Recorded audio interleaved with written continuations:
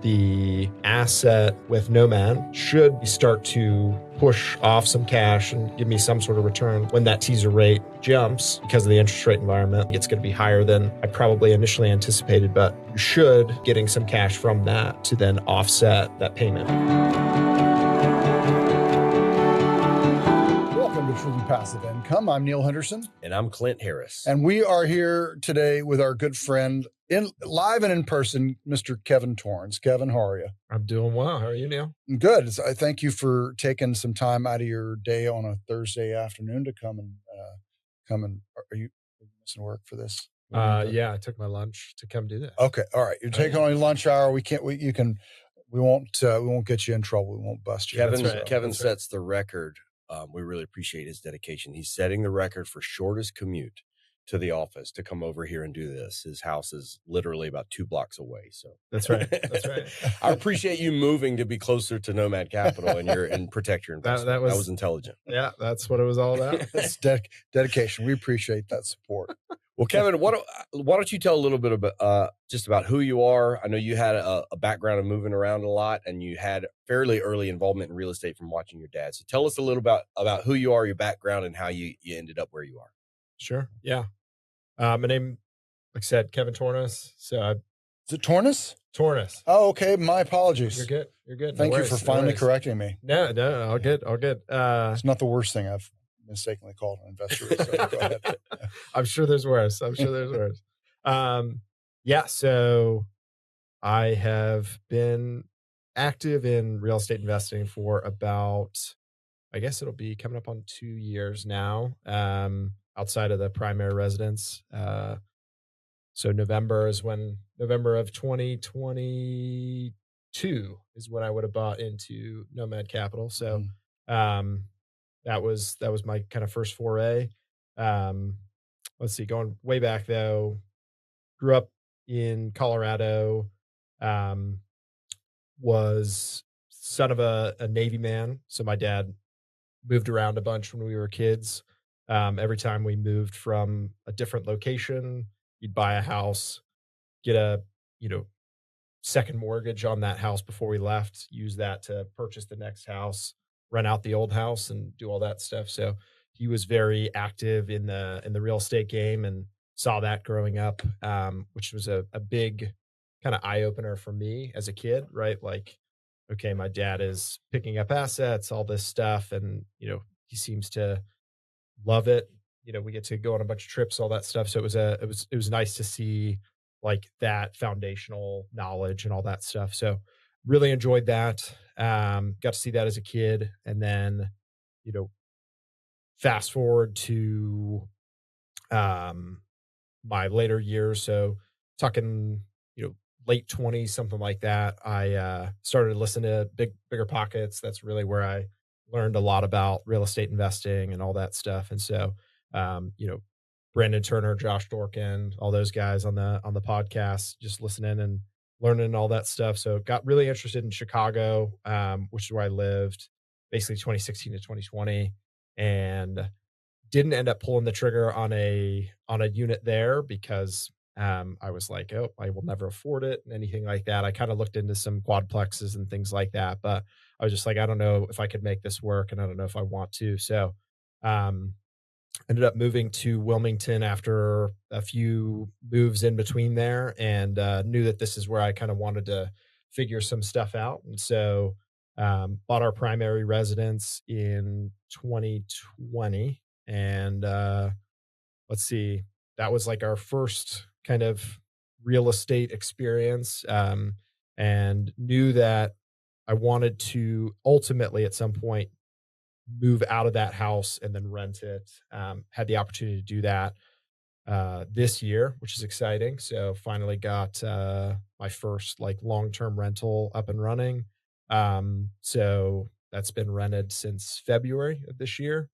We moved downtown, bought a duplex. It had a tenant in place, and tried to do the landlord thing.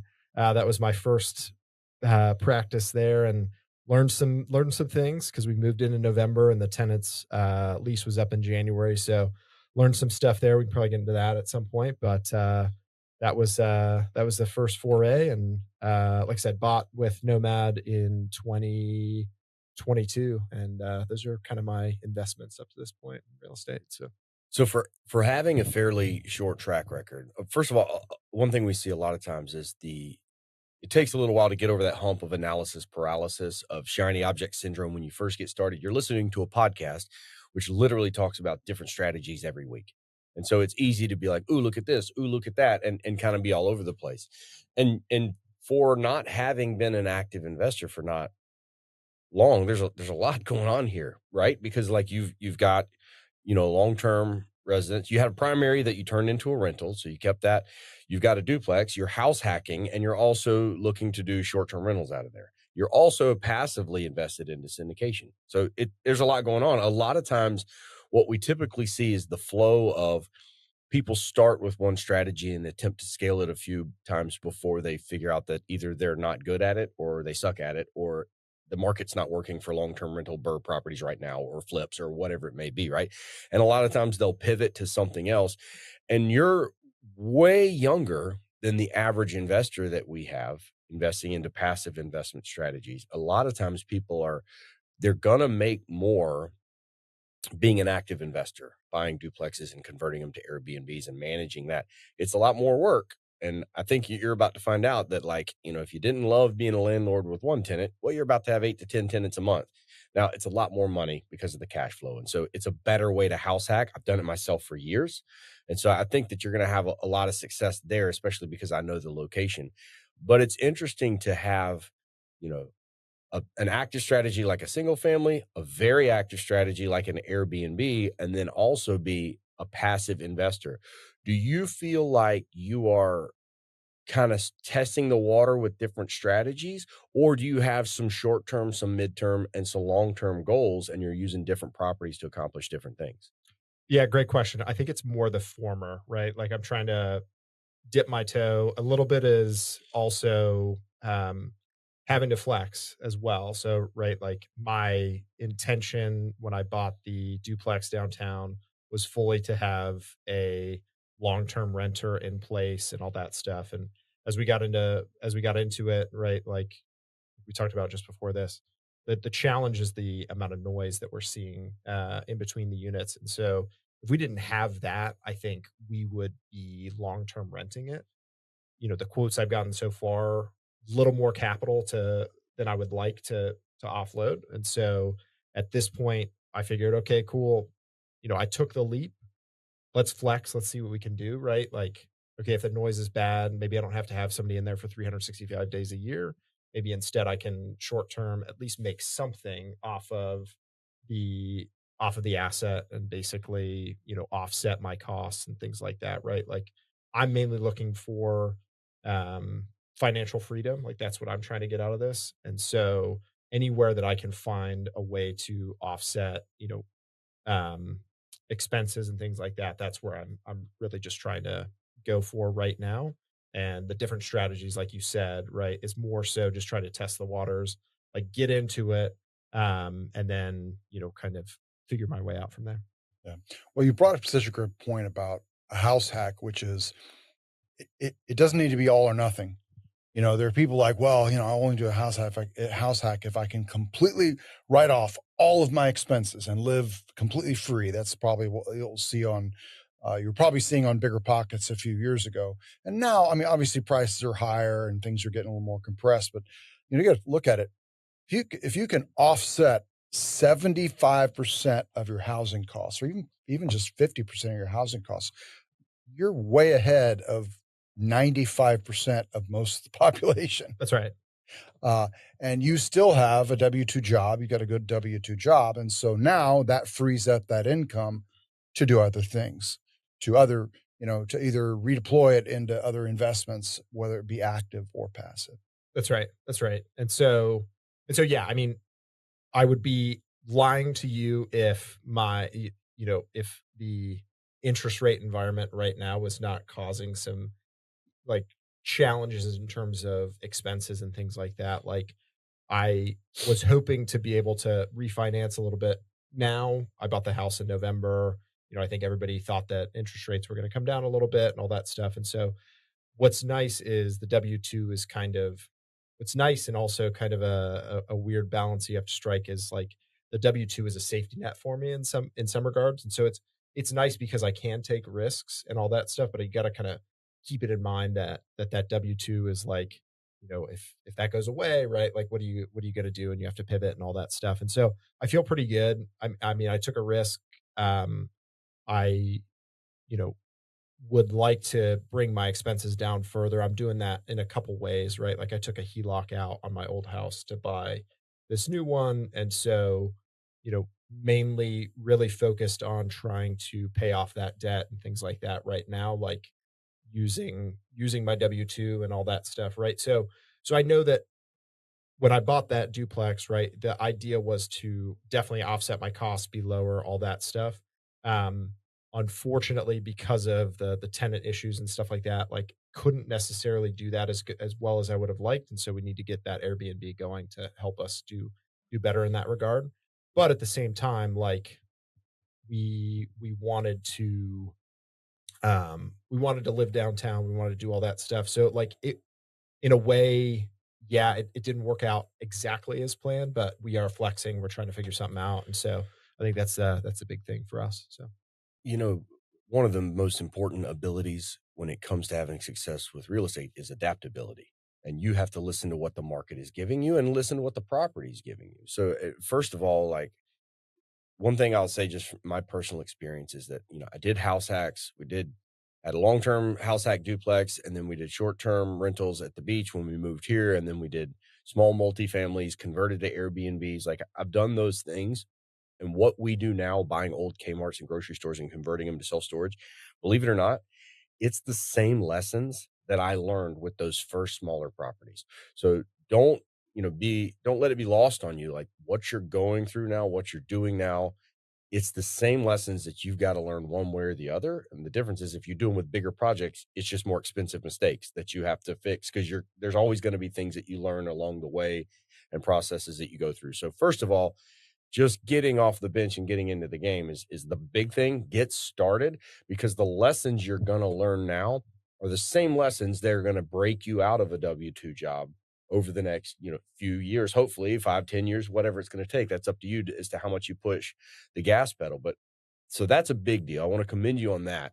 I want to ask, there's something that I think is probably the most reason that I've had success is my relationship with my wife and doing things together, being on the same page, being willing to take risks and bet on ourselves, and having, in our situation, we had two incomes because we each had our job, and then creating a real estate portfolio that is basically a third person income for your household that gets up and goes to work even when you don't want to, and then taking it a step forward and leveraging that. Just like you did with your equity line, we're leveraging ours into other properties, into storage and things like that.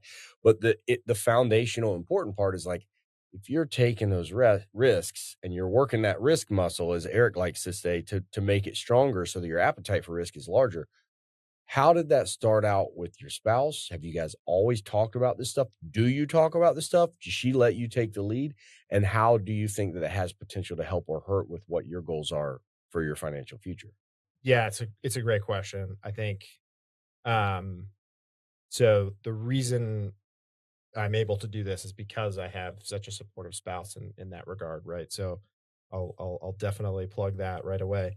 But I think specifically, right, like we found we found ways to help us bridge the gap. Like my wife is not necessarily she's not going to be out there like, scouring the MLS or anything like that to look up properties and all that. So she knows that this is kind of my thing and all that stuff. And so I think she is supportive of the vehicle to, help us with financial freedom and like that's what she wants as well. Um I think, she came along for the ride and all that stuff. And so she was definitely influential in buying the duplex, right? Like she wanted to live downtown. I was like, okay, cool. I want to do real estate. So like let's meet in the middle. We'll move downtown, we'll buy a duplex, we'll house hack it. Like this is how we can do it, right? And so that was a big piece was like us talking about that and getting together and making sure that we were compromising in some way to make sure that we could do this together. And so I think She's a big piece of that, and I think, you know, yeah, it was great, and I think the spouse thing is a critical piece. How did was your wife educated on real estate investing at all, or did you just drive her nuts at dinner tables for a couple of years? Mainly the latter, right? So yeah, um, her we had two very different upbringings, right? In terms of this as a vehicle, an investment vehicle, right? My dad, um, being someone who bought a bunch of properties and all that stuff. Her dad taking the approach of like, I don't want to fix a toilet in 2 in the morning thing. And so I think she didn't have as much of this exposure, but I think, we're learning together and all that stuff, and she's getting up to speed as well, and, I think she enjoys it, so yeah, yeah, absolutely, Yeah, I think absolutely. it's really powerful. I think that a lot of people, for my wife, and she's now a full-time realtor, but at the time she was in medical sales the same way that I was. And we were just dating at the time, and I convinced her to buy a foreclosure in our neighborhood that was also multifamily. So she lived there and house hacked it. And that was a little bit of a light bulb moment of living there and not having a mortgage. And then we started buying single families, and they were okay. We're not great at managing tenants. And it wasn't until we had our first, we had a short-term rental duplex at the beach, and the first summer we did 60 grand. That was kind of the moment for her that was like, oh, this is real. And then she's out of medical sales. We're using that to launch a new career for her into real estate, which she ended up loving, and she's very talented at it. And then that turned into buying more multifamilies. But there's an aha moment that happens. And for you as a kid, maybe it was just over a period of time you saw your dad picking up these properties. That's why I try to get my sons involved in small little businesses and ventures like that too, and instill that, just to try to imprint that on some level that you should be able to go create your own value in life instead of trading your time for somebody else, to somebody else for and pay for their days off. But typically everybody kind of has that moment of when it's real, and like if you can live downtown, your wife can get what she wants, and it allows you to add to a portfolio, do it for free, hopefully, because you're house hacking. That's the moment. And then when it's bigger projects down the road, it's a much easier lift. The hardest part is oftentimes that first mentality shift of making a change like that. And then the next big barrier is when you have enough success that you want to quit your job. That's going to be a fun conversation to have as Yeah, well. yeah, So yeah, that'll be interesting how someday. easy that conversation goes depends on how well you do with your real estate projects right now. So no pressure. That's Yeah. right, that's right. So yeah, and it's a good point, right? Like, I think, and, kinda going back to what you said earlier, right? Like, the big thing for me was, I think I just had to, like, the biggest barrier for me was just, like, getting over the hump of buying one. Like, I was like, "Okay, cool. If I can just buy one, and yeah, it might not be like they say, it's not gonna be a home run, it probably won't be, but at least you're gonna get on base and you're gonna figure it out," right? Like, part of the reason I felt more comfortable about buying downtown as opposed to, anywhere else, or taking this approach is just like, I mean, you guys work down here as well, like, how many rollaways do you see all around downtown? Like, how much money do we see going into restaurants downtown? I was like, Sure. there's some intangibles here that I knew that, yeah, if I don't if this doesn't go exactly the way I plan, if I hold it long enough, like, this is going to end up being, I'll get some sort of return on my money here. So, um, yeah, I mean, I'll get at some point into all the fancy, like, okay, yeah, I'm going to make a 20% return on this, and like being able to feel very confident about those numbers and all that. But like for now, all I'm just trying to do is like get into it and get on base, like I said. Well, let's unpack that a little bit because I don't know that you did it intentionally at the time, but you built yourself an insurance policy. And also what you said about real estate is true. Like real estate in general is a very forgiving asset class. If you hold any deal long enough, you eventually look like a genius if you time it right. But in an area like Wilmington that's booming with massive population growth, very forgiving asset class. You're going to have natural and forced appreciation in here also because you're improving the property, you're maximizing the rental income, all the things, right? But you did something else here that, like, if we look at this property, typically what happens with a property in an area that has potential to really go up in value, you're looking at what's my cash on cash return, especially because you took an equity line on another property that you're paying interest on, and you got to pay that back. So you can pay that back with rental income from the new property and from that property probably, or and subsidize it with your W-2. Ultimately, that's money that could have gone to other things or other That's right. investments. So like you're looking at your cash on cash return because there's a cost to that debt and you got to pay that back. Outside of that, at some point you're going to have enough data from this duplex that you're going to look on a return on investment perspective. Like, oh, we bought this for whatever the price tag was, 500, 600, whatever, and this is how much we're making. And you can calculate, oh, this is my return on investment, keeping in mind you're living in half of the property, hopefully for free. So you have to factor that in. Sure. Over time, that property is going to go up in value. And a lot of the properties in our area here have gone up several $100,000 in a fairly quick period of time. Then you're going to be looking at what's my return on equity position, right? What's my return on, I got $200,000 worth of equity here and I'm making this amount.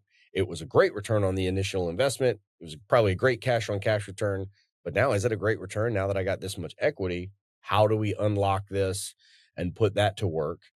And one thing that you did is, especially is being so much younger than the median age of our investors, if you don't mind me talking about it, you came into a passive investment strategy that's getting up and going to work every day that basically acts as an insurance policy that in the deal that you're in, the idea is that capital is going to double tax free over a 5-year time period.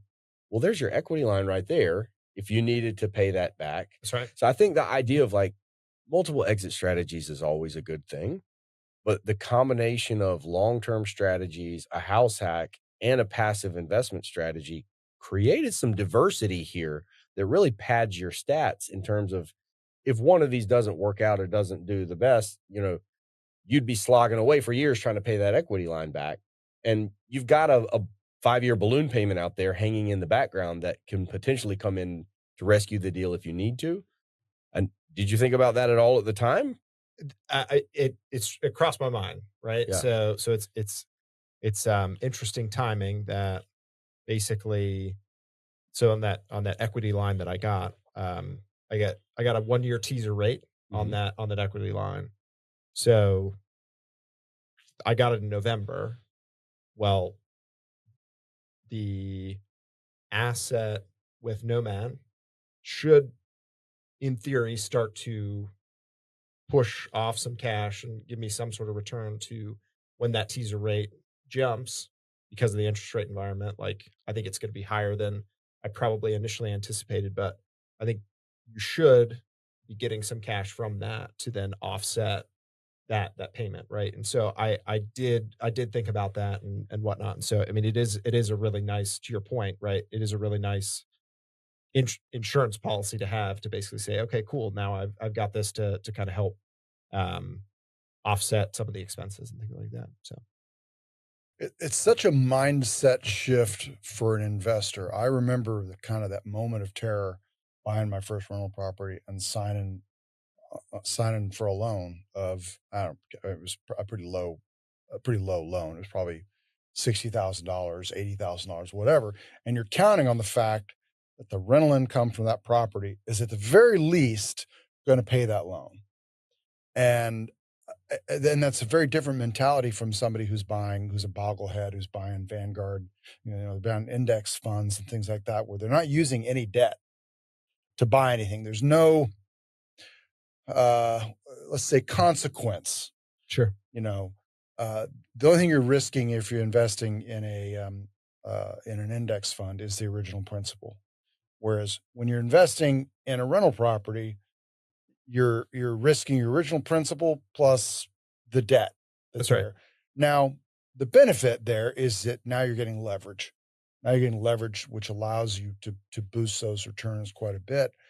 And like you said, you're starting off, it's like you're staring at all these different strategies and you finally decide, all right, I'm going to do it.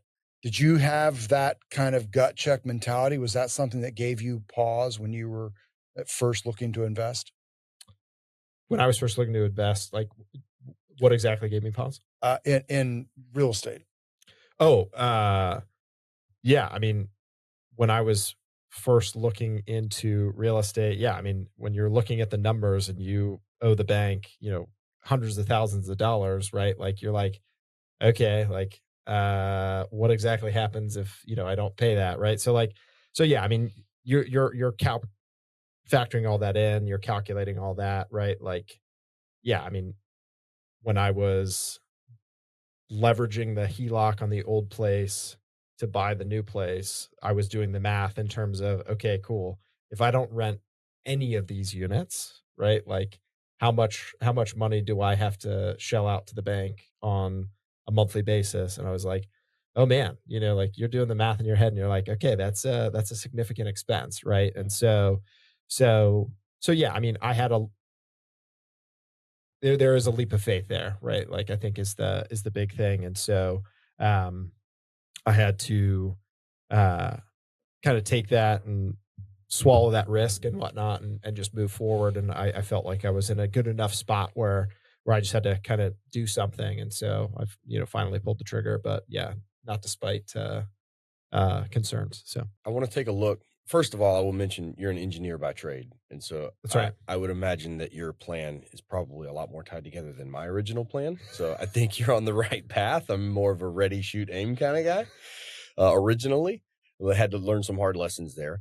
Um, you don't have to know the answer to this. In fact, I think most people probably don't. In my pursuit of financial independence, I first hit that with our short term rental portfolio. I was still working, but I replaced my income through that.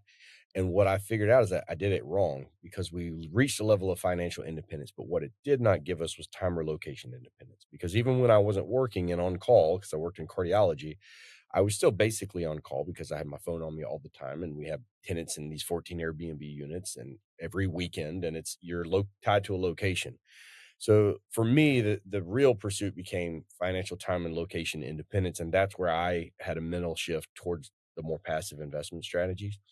And you don't have to know the answer to this, but I want to document it now so that we can listen to it years later and kind of see how it lines up. But what does your destination look like as to the lifestyle that you're trying to create? And then let's walk backwards from there. Like, 50, 55, 60, whatever it may be. Like, we all know that we want to be in good health, and we all know that we want to travel, and we all know that we want to have money. But, I think it's important to really talk about, like, what does that independence of purpose look like? Like, what are you doing with your life? What does your portfolio look like? Even if you don't know exactly what your pattern is or what your strategy is right now, what does that idea look like on the horizon that you're working for? Because we're all doing this for something. So what does that look like for you? Sure. It's a great question. And it's funny because my wife and I on Sunday, we're gonna sit down and kind of map that out a little bit, right? So actually last Sunday we talked about like, okay, what are our financial goals and all that stuff, right? Just started to list a bunch of stuff. And at the top of the list for me is like, I would love to be 40 years old and be in a position, you know, where I could select to take a part-time job, have that health insurance or something like that, right? Like something where I don't necessarily have to work 40 hours a week. Not to say that I wouldn't, right? Like I love my job at my current company and all that stuff. And so I mean, that it could be that I stick there and whatnot, but I would just at least like to have the flexibility, right? Like the best would be, yeah, not having to work at all. But if I worst case thinking like, okay, maybe a part-time job, something like that, right? Because ultimately, why do I want to do that, right? My son will be 10 about that time. And so I still have a number of years where I can, not have to miss the soccer games and all that stuff, right? Like if I know that or it's coming up to me or you sit there and you realize as you're going along like okay cool the climbing the corporate ladder and all that stuff, that's awesome, you're going to make a lot more money and do all that stuff, but what's the sacrifice, right? Like um for that, and that's probably your family, right? And I don't know that that's necessarily what I want to give up. And so I'd love to be in a position where I can spend a lot more time with my kid and not have to worry about like all of financial requirements to do that. And so, um, so we'll see. That's kind of the high level goal at this point. Would love to be able to travel. My wife and I are big travelers and things like that. So anything we can do to put ourselves in a position where we could do that as early as possible. That's the big goal right now. So I love, we often talk about the difference between nest egg investing and cash flow slash dividend investing. You've got the traditional retirement uh, strategy, which is just build up a nest egg that is 25 times the annual income that you're going to need to live on, the whole Trinity study. And then you live off 4% of it until you take a dirt nap. Um, and, but it's a very rigid kind of like betting on the fact that like you're going to get there and that you're going to have the health when you get there. You hit the 65 and okay, well, now I've got 10 years to enjoy my life. Whereas the cash flow approach, which I love with real estate, which is you can kind of build up this portfolio of cash flowing properties. And maybe it's not your full retirement level income, but now it gives you options. sure. And that's what allowed me to take the leap of faith that I took.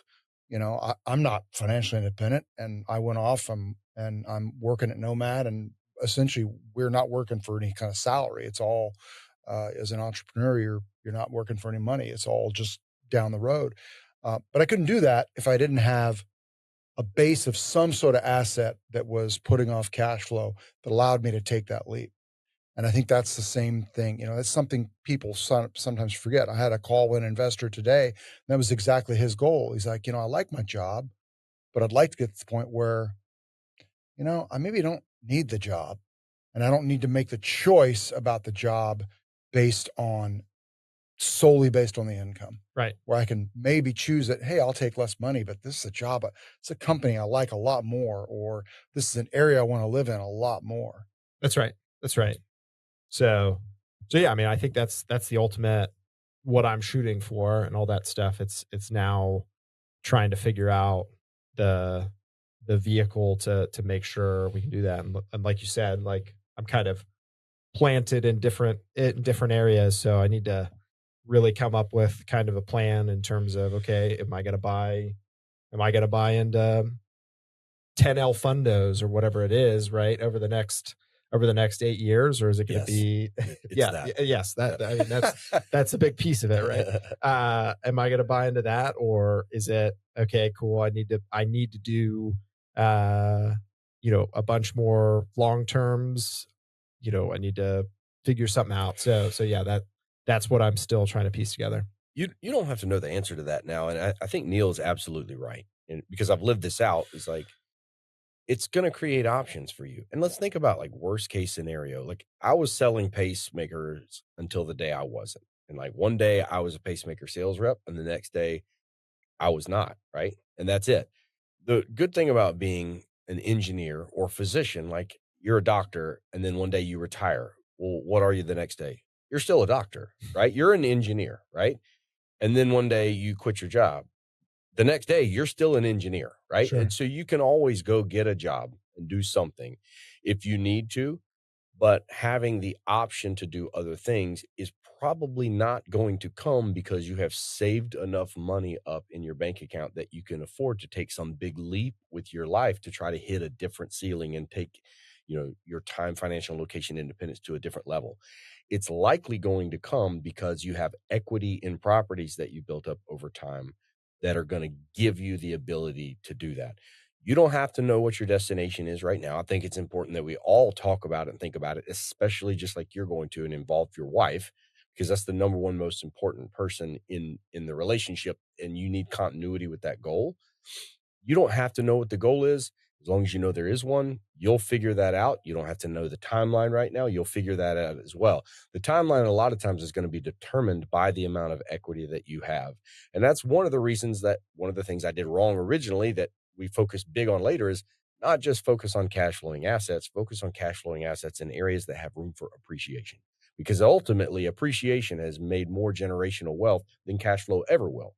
And it's really nice to have that you can tap into it at some point, if you want to bundle things together, a portfolio, and make a shift like, hey, I'm going to stop selling pacemakers and doing surgery. I'm going to go all in investing in real estate, in self storage, even though I'm not going to get paid from it for 3, 4, 5 years.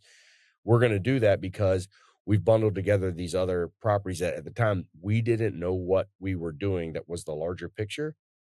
But there's always a larger picture. When you train your brain to think ahead, to add value to your own life with what you're doing, you're training your brain to do something that you're never going to stop. You're always going to be looking for that next thing, especially as you have more success.